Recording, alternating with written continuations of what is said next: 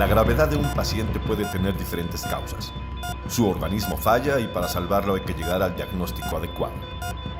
México está enfermo y sus signos vitales se debilitan. Entramos a sala de emergencia. Bienvenidos a otro episodio de Sala de Emergencia, la sala donde diagnosticamos el estatus de nuestro país, de México. Hoy nos acompaña una gran economista, especialista en análisis de impunidad, en la incidencia delictiva, en procuración de justicia. Me refiero a Montserrat López, quien se desempeña como analista en la organización Impunidad Cero. Muchas gracias, Monse, por estar con nosotros. Muchas gracias, Ava, por la invitación y un saludo a quienes nos escuchan. Claro, mira, vamos a empezar, si quieres, hablando un poquito sobre cómo es que la procuración de justicia y la impunidad de nuestro país se ha ido presentando y midiendo a lo largo del tiempo, concretamente en dos,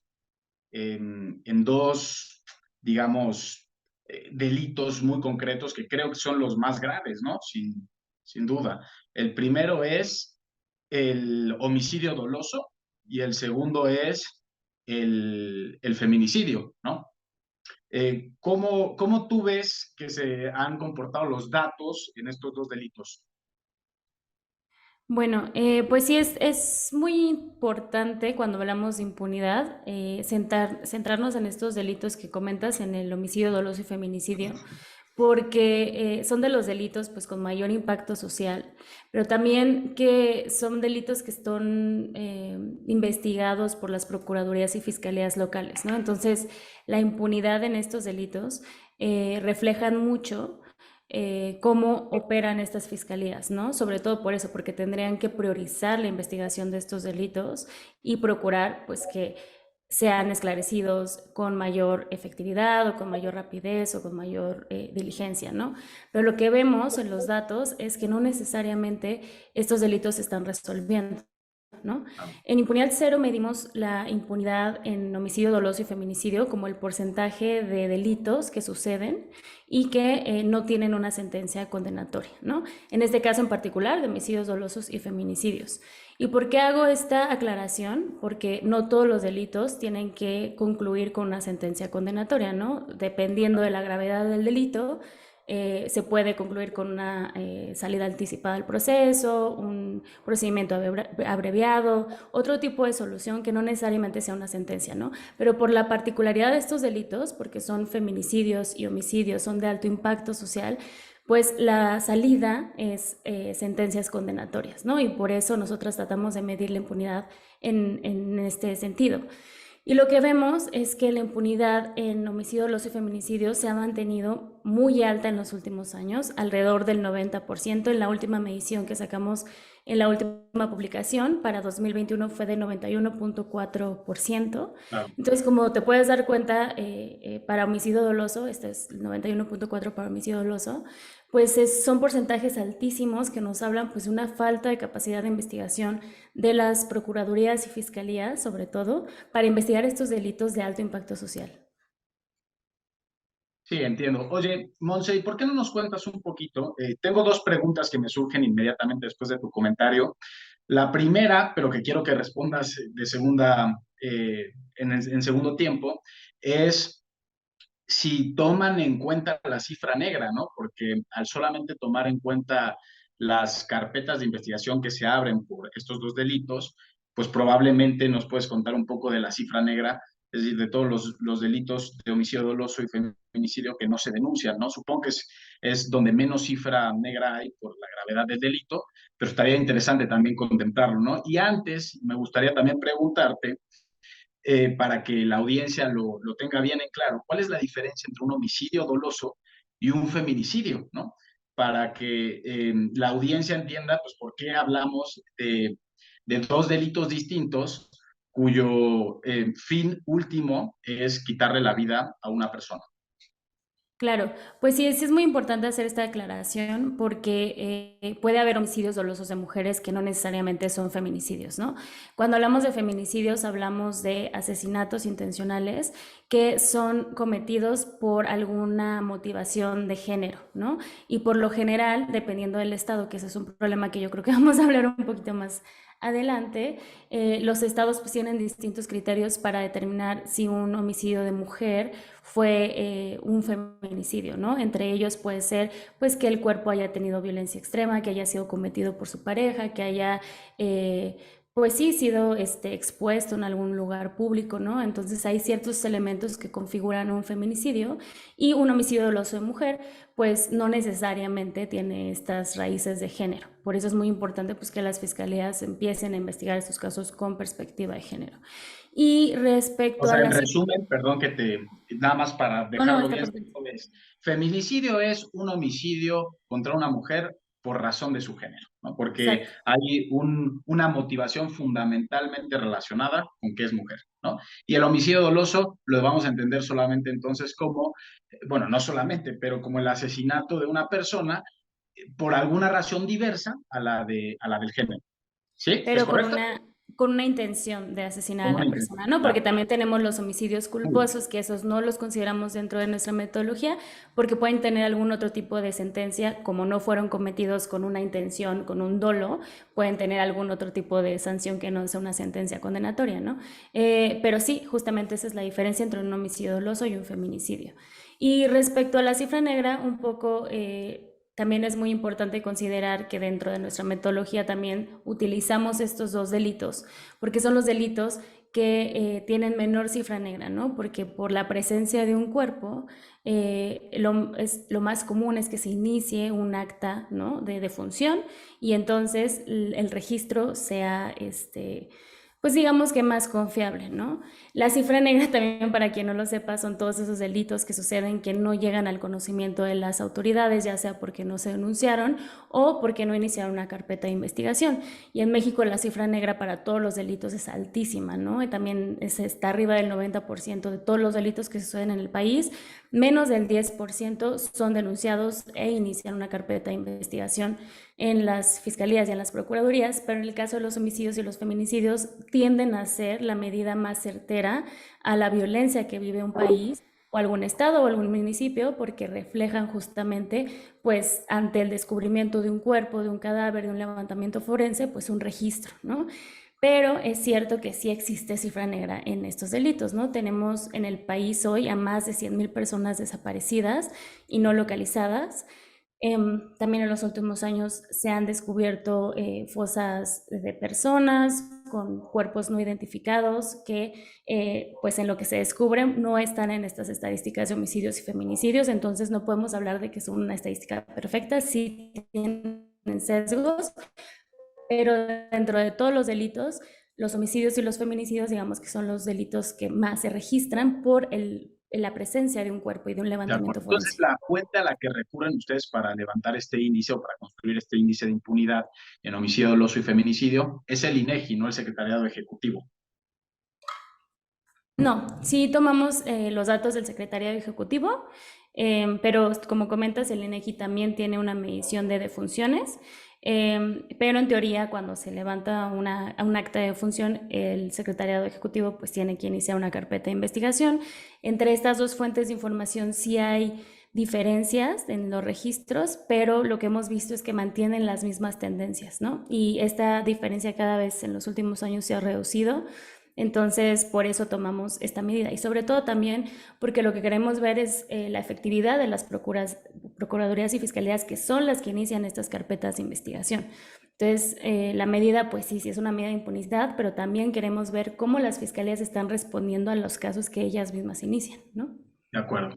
Bueno, hecha esa nota metodológica, me gustaría empezar justo a escudriñar contigo las razones, primero, de estos niveles de incidencia delictiva en delitos tan graves como el homicidio doloso y el feminicidio, y después entender un poquito qué pasa que los gobiernos, independientemente de cuál sea su titular, no han podido resolver el problema, ¿no? Sabemos que a partir de 2007 se disparan casi todos los indicadores en la incidencia delictiva, concretamente los más relacionados a la violencia, pues el homicidio doloso, y que eso puede ser producto pues, de lo que en su momento se llamó la guerra contra el crimen organizado, ¿no? Pero después tenemos casi 20 años, por lo menos 15 años, en donde la estrategia para intentar reducir la violencia en México no ha tenido mayores efectos más que algunos muy puntuales en zonas muy concretas del país y con costos económicos verdaderamente elevados, ¿no? ¿Tú por qué crees que los gobiernos no han podido enfrentar el problema de violencia en el país? Sí, pues justamente como lo comentas, lo que hemos visto es este aumento desde el 2006, 2007 en los homicidios y justamente en los últimos 3 años. Sí ha habido una disminución muy ligera del 7% en homicidios dolosos. En feminicidios hay un aumento, ¿no? No es el caso, pero otra vez en feminicidios tenemos muchos problemas de registro.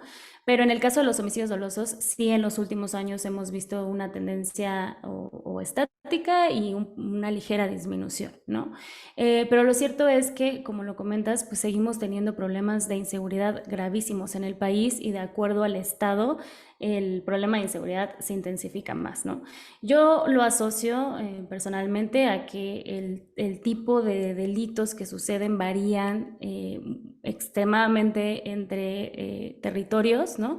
Tenemos estados como en el centro, ¿no? Que se empezó por ejemplo, Guanajuato, que en algún punto se relacionó mucho con el robo de combustible y desde entonces pues se dispararon los homicidios. En el sur tenemos otro tipo obviamente la presencia de crimen organizado, pero lo que voy es como el tipo de actividad a la que se dedica el crimen organizado en los distintos territorios es distinta. Entonces, uno de los principales problemas por los que no hemos podido enfrentar los niveles de inseguridad tan alarmantes en el que estamos en el país es que no hay una estrategia, ¿no? La estrategia federal en los últimos años se ha centrado en la militarización, ¿no? En mandar elementos federales a los estados para pues tratar de reducir la violencia. En algunos casos sí se ha contenido, pero no es una solución, ¿no? Son paliativos que no están atacando el problema de raíz, que como te comento varía de estado en estado, ¿no? Tendría que haber una coordinación fuertísima entre la federación, entre cada entidad federativa y una estrategia de acuerdo al problema de cada lugar. Y lo que vemos hoy en el país es que hay una diversidad de grupos de crimen organizado que cada vez son más poderosos, que cada vez tienen más territorios y el problema de inseguridad cada vez es más grande. Eso por un lado. Y en el caso particular de feminicidios y de este análisis que hacemos de homicidios dolosos y feminicidios, es que también hay un componente de género. También nuestra sociedad es machista, vivimos en una sociedad en la que los estereotipos de género pues están muy presentes y la violencia contra la mujer también. Y en su modalidad más extrema, pues en el caso de los feminicidios, existe, ¿no? Y tampoco vemos políticas de prevención focalizadas para atacar este problema en particular que afecta a las mujeres y a las disidencias sexogenéricas en particular, ¿no? Entonces, como lo comento, hay un abanico impresionante de violencias que no están siendo atendidas como deberían y más bien se está apostando por una estrategia federal de militarizar y de atacar de forma global toda la violencia como si no existieran matices y como si no existieran problemas en particular que se tendrán que atacar con mucha coordinación entre la federación y entre los estados, porque también una cosa muy importante que hay que recordar, sobre todo con los homicidios, es que son cometidos el 70%, más del 70% con armas de fuego, ¿no? Entonces ahí hay como, sí es un homicidio, pero también recae en el ámbito federal y no estamos viendo esa coordinación, sobre todo en la investigación de estos casos, ¿no? Oye, Monse, a ver, entonces nos estás diciendo que las causas de estos dos delitos tienen naturalezas completamente diferentes, ¿no? Podríamos decir, pregunto, que el homicidio doloso fundamentalmente es consecuencia del crimen organizado o también hay una gran cantidad de homicidios dolosos que son producto, no sé, quizá de riñas, de conflictos intrafamiliares, que no necesariamente incluyan a mujeres, de problemas vecinales. de la delincuencia, digamos, más de a pie, de la delincuencia pandillera, por decirlo así, o la gran masa de los delitos relacionados a los homicidios dolosos sí tienen que ver con algún tipo de crimen organizado? Pues es una excelente pregunta porque no te lo podría decir con datos, ¿no? No hay como una estadística que nos pueda decir tal cual a qué se asocian los homicidios. Bueno, que sea pública porque digamos todas las fiscalías deberían de tener un registro de la motivación detrás de cada homicidio.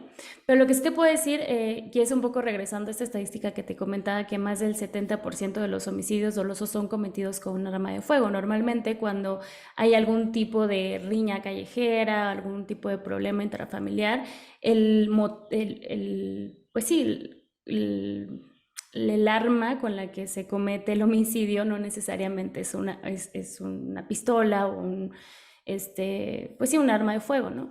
Claro. Entonces, eso sí nos puede dar como una señal de que muchos, más del 50% de los homicidios dolosos están relacionados a pues un tema de crimen organizado, aportación de armas, que pues sí, sí tiene un gran componente pues sí, o apunta a que Claro. se comete por el crimen organizado.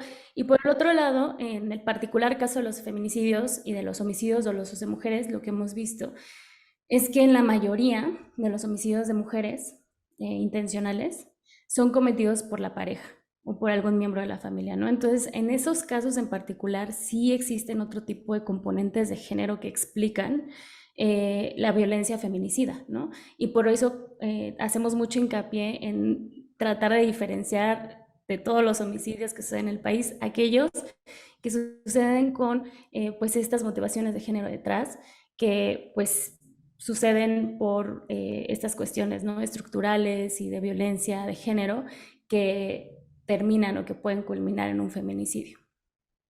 De acuerdo. Revisando tu trabajo, justamente veía que la mayoría de los feminicidios, incluso los homicidios dolosos contra mujeres, se llevan a cabo con instrumentos distintos a armas de fuego, como tú decías, ¿verdad? Mientras que contra los hombres fundamentalmente son armas de fuego. Monse, a ver, quiero ir por partes para ir entendiendo un poquito mejor ambos delitos, ¿no? Por separado, pero tratar de llegar a una conclusión un poco más unificada. Por un lado, tú ya nos comentaste que el problema de la violencia se ha enfrentado fundamentalmente aumentando la participación de los militares en el combate a la criminalidad, ¿no? Independientemente del nivel de criminalidad, lo que hemos ido viendo a lo largo de los años, sobre todo en estos últimos 4 años, pero en realidad desde hace mucho tiempo atrás, es que el ejército, la Marina y la Guardia Nacional, que tiene un corte militar, han ido apoderándose, ¿no?, de las actividades de seguridad pública, no solo de aquellas que tienen que ver con los actos más violentos y de fuero federal, ¿no?, sino también con actividades propias de los estados federados, ¿no? En ese sentido, eh, ¿por qué crees que nuestra salida recurrente es llamar a los militares y a los marinos para resolver problemas que, como tú nos vas a explicar más adelante seguramente, quizá tienen mucho más que ver con las capacidades institucionales para investigar, para armar buenas carpetas de investigación y después para presentar frente a los jueces esas carpetas bien realizadas, ¿no? Bueno, pues por un lado te diría que creo que es la solución más simple, ¿no? Pensar que pues sí, este tipo de fuerzas armadas federales pueden combatir el crimen. Digamos, ya lo vimos con Calderón y ahora lo estamos viendo con este presidente. Es como la tendencia a pensar así. Pero también existen estados y sobre todo municipios que son ingobernables. O sea, tenemos estados que están totalmente, prácticamente gobernados por el crimen organizado y cambiar ese tipo de realidades requiere de acciones muy profundas, de muchas voluntades políticas, de muchos años, ¿no? O sea, es una solución más compleja que decir, bueno, pues desde aquí, desde la Ciudad de México, voy a mandar a militares a el pueblito en Michoacán, ¿no? Eh, entonces sí es un problema fundamentalmente de ingobernabilidad y de tratar de irse con la solución más sencilla. Y esto pues también es otra cosa que Hemos visto en Impunidad Cero, que pronto también vamos a sacar una investigación al respecto, pero las personas, los ciudadanos, confían mucho en las Fuerzas Armadas, ¿no? Y también es un poco como darnos por ese lado, ¿no? De decir, bueno, si confías en las Fuerzas Armadas y no confías en la policía, en vez de fortalecer a la policía, pues vamos a, a llevar a las Claro. Fuerzas Armadas, o darles más poder o darles más, pues sí, control sobre la seguridad pública. Entonces yo creo que es una mezcla de esas cosas, porque no son problemas fáciles y no son problemas sencillos, sobre todo por esto, ¿no? Con el componente en que cada región tiene su propio, tipo de crimen organizado y que cada grupo pues está siendo fortalecido de distintas formas, hay mucha corrupción también, entonces digamos que la, la solución más fácil y más sencilla y más inmediata para hacer en 6 años pues puede llegar a ser militarizar el país, ¿no? Claro. Sin embargo, cuando revisamos los estados que mejor han enfrentado esta crisis de violencia, parecen ser aquellos en los que los fueros locales, como tú bien decías, se coordinaban de mejor manera con el fuero federal y tenían policías civiles más bien, ¿no? Pienso, por ejemplo, en el caso de la propia Ciudad de México, ¿no? Que tiene la corporación policíaca más grande del país y que tiene probablemente los resultados, pues, más prometedores de los análisis que podamos hacer a nivel subnacional. Pienso también en el caso de Yucatán, eh, que probablemente tenga otras particularidades geográficas, ¿no? Y quizá el crimen organizado no se adentra tanto en esa entidad por sus propias eh, características, pero parecen ser los estados que mejor están combatiendo el crimen, ¿no? Coahuila se me ocurre también. Ustedes cuando ven los datos respecto de la impunidad en estos dos delitos, ¿ven una relación o no con la estrategia federal de combate a la violencia? La impunidad está relacionada con la capacidad de coerción del Estado o son variables que funcionan de manera independiente?